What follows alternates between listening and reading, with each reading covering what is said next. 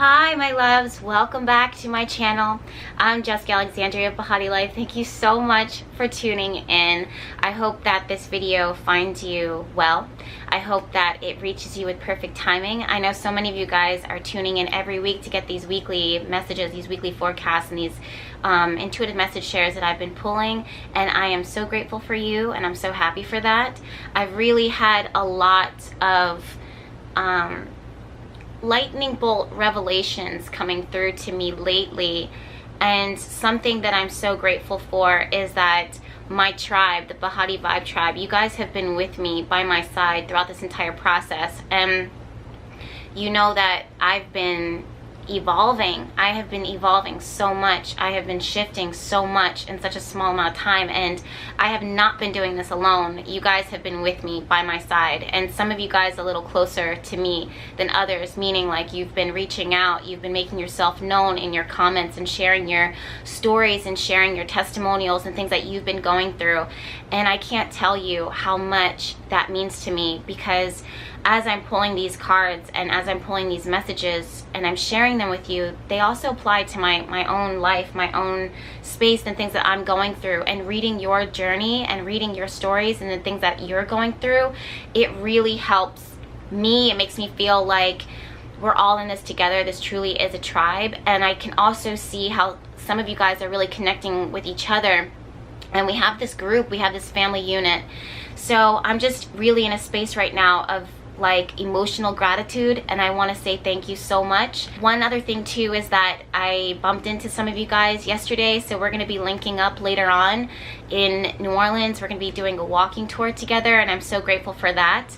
But yeah, it just goes to show like how interconnected we all are, and how things kind of come into alignment, and how one we all are. We're not separate from anyone. So it's just, again, this revelation that's been coming through. And that's one thing that I want to talk about with this week, is this lightning bolt revelation. And I don't know if this is just my personal experience that is bleeding into the messages that are coming through. Maybe this is something that I need to hear, but I wanted to share it with you guys because I was going to do our weekly forecast ahead video regardless.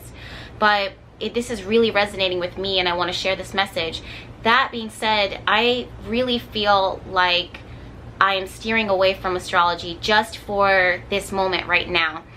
And I'm steering away from tarot just for this moment right now, just to focus on working with angels and working with our guides. Not to say that when I'm working with the astrology chart that isn't also there, or with the tarot, but I just feel really, I pulled the chart up and I said, it was like Spirit was just like, no, Jess, focus on this message at least for this week, and that is enough, and that is what people need to hear, and that is what you need to hear. So I am not going to fight that. I'm going to flow with it. So I wanted to let you guys know that that was, you know, so that you're prepared, so that you know what to expect. And yeah, so the first thing that I want to talk about, and the first thing that was coming through, was this emphasis on time. And that is something that has always made me very emotional.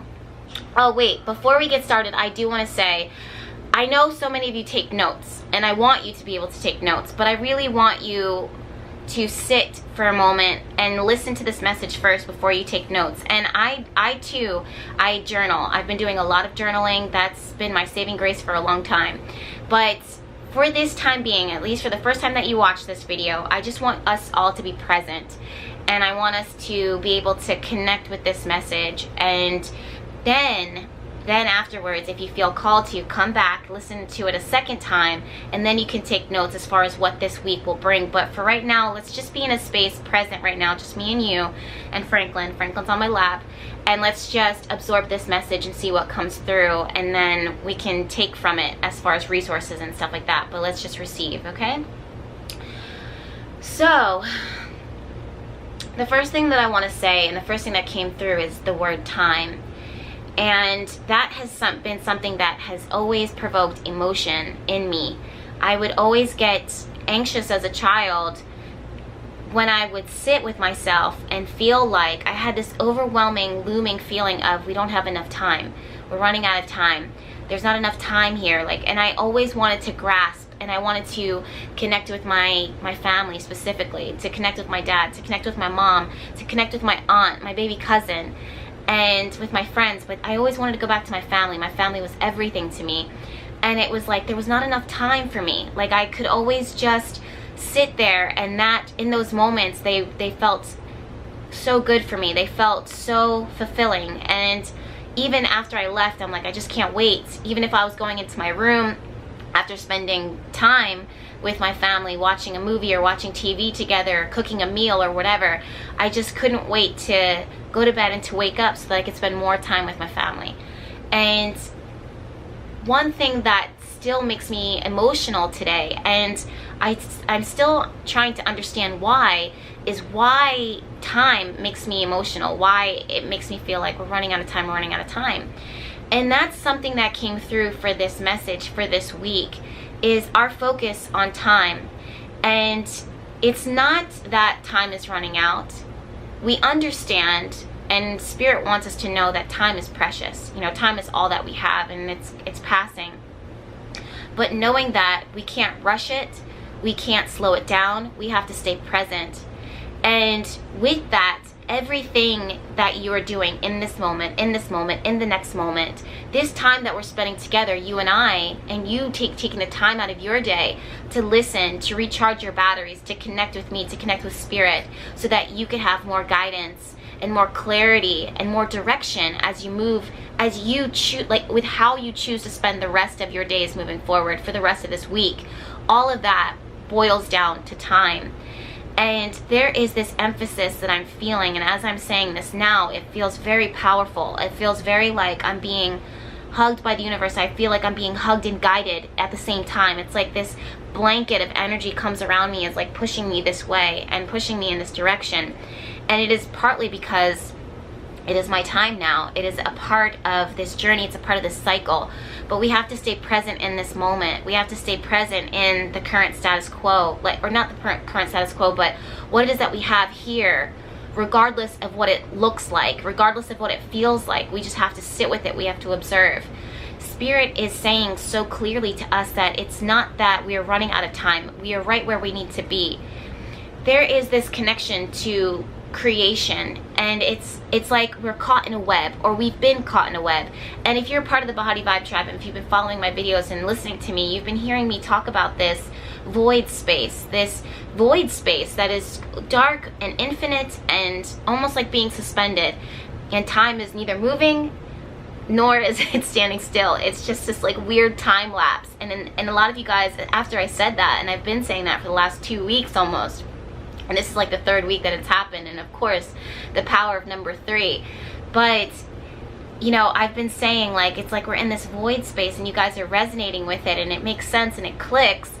It is connected back to this spider web that we are caught. It feels like we're caught, but it's the universe in a lot of ways being like, stop. You know, time is not moving on without you. Life is not moving on without you. Your life is exactly how it should be right now. There is a major lesson, a major life lesson that you are called to learn right now. And I will dive into that, I promise you.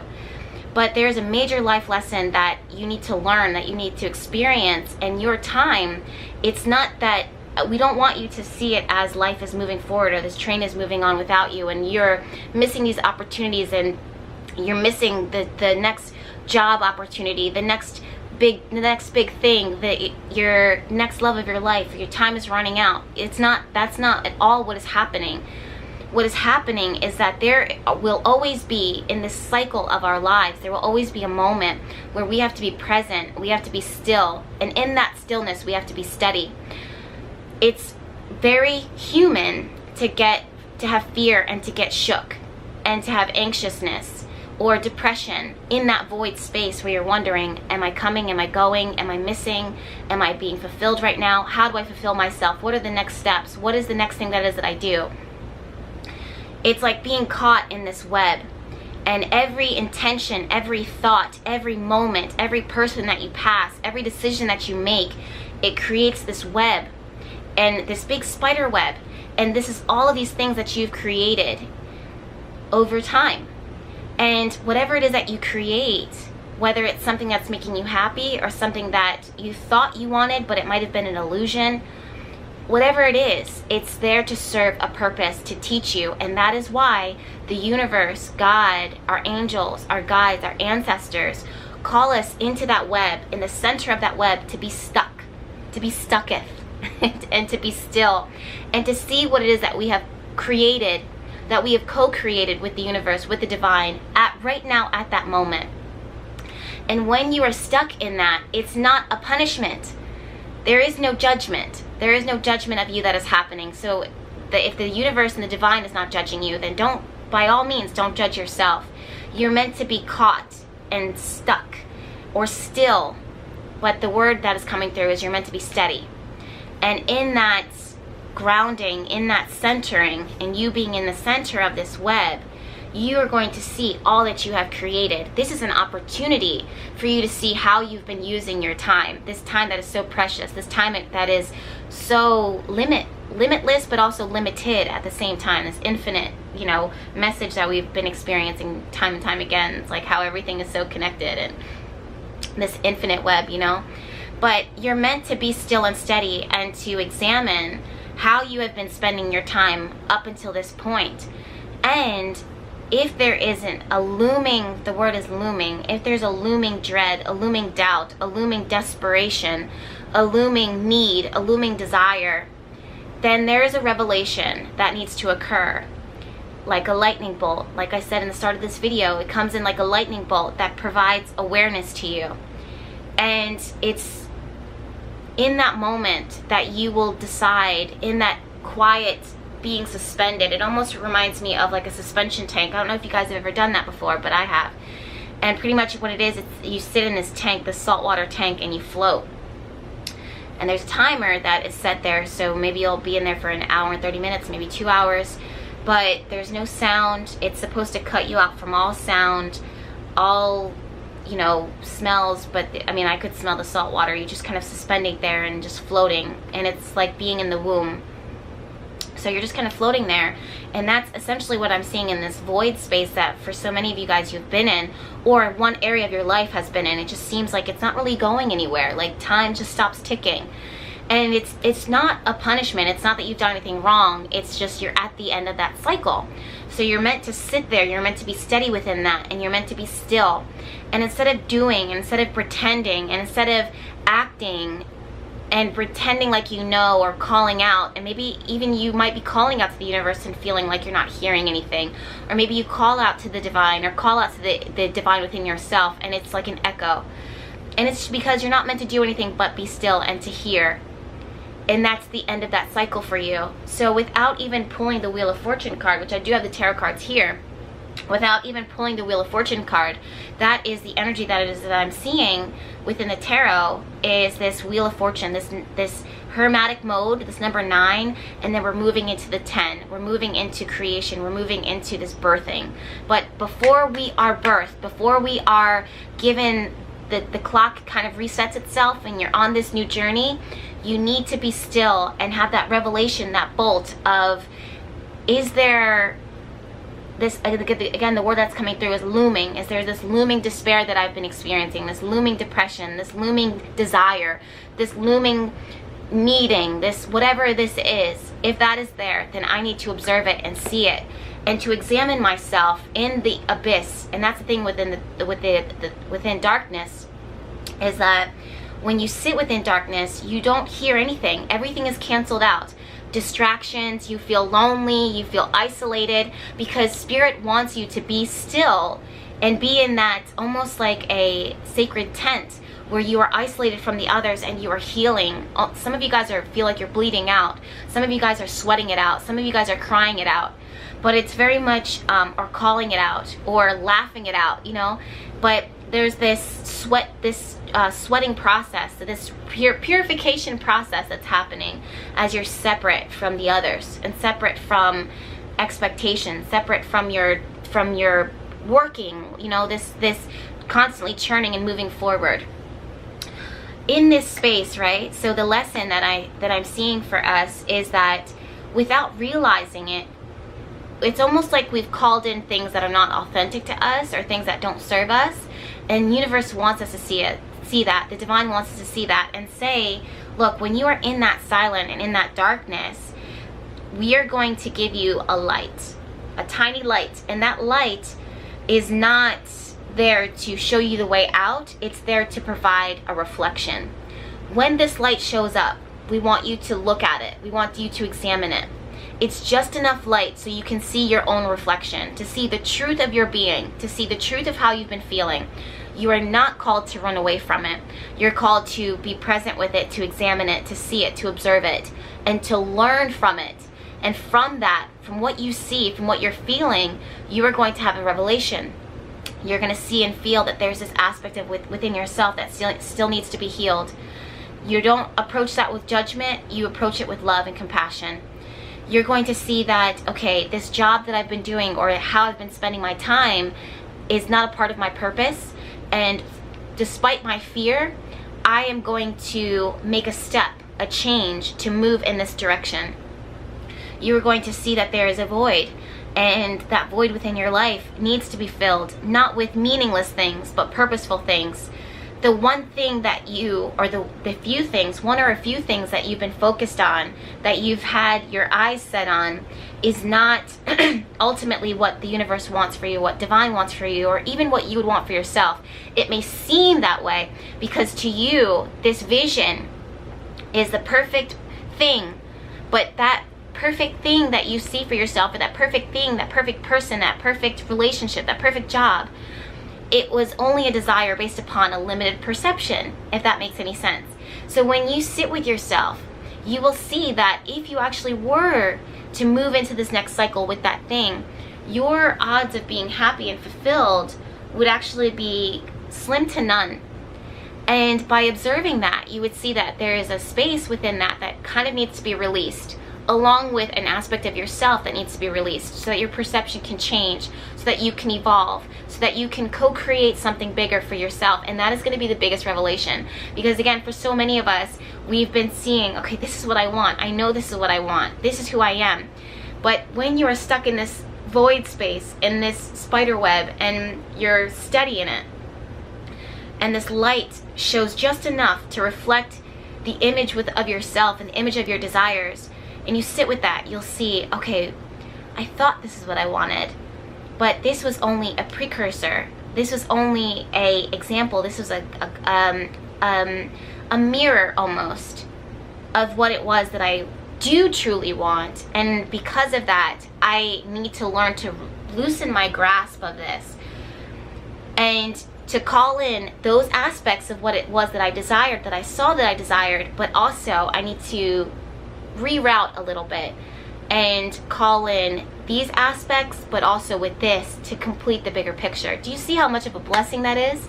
So instead of wasting your time, you're using your time more constructively, more productively. Now, the next lesson that it is I'm learning, and that we're learning, but I am learning, is what we want for ourselves is so different. It's almost like we're outsiders.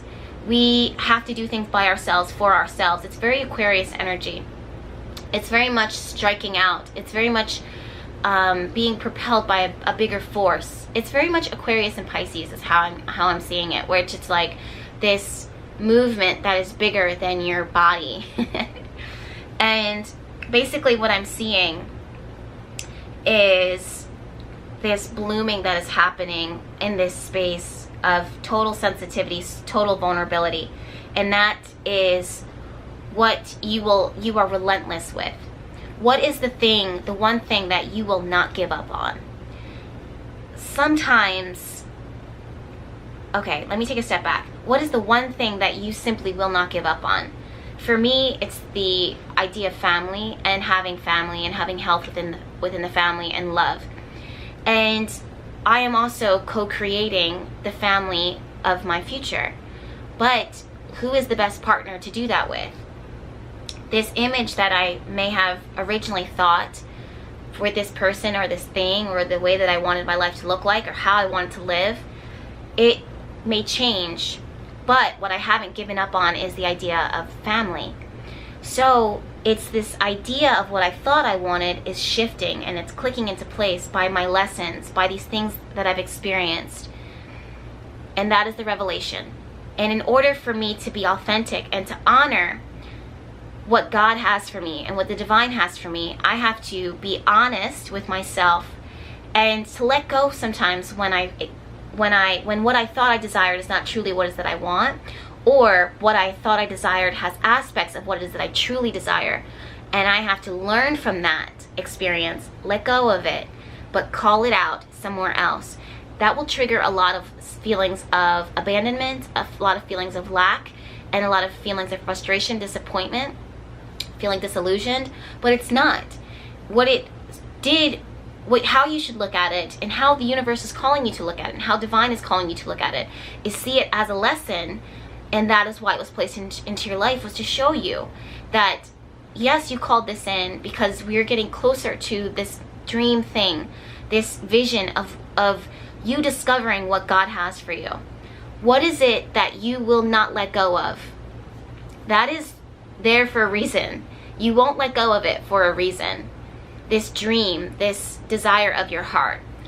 But in saying that, knowing that, let go of the things as you discover more about yourself.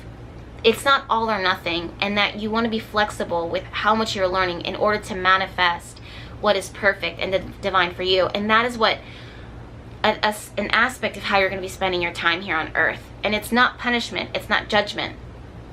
Now, the other thing that I'm seeing is a blooming lotus, and it's every opportunity opens the lotus up just a little bit.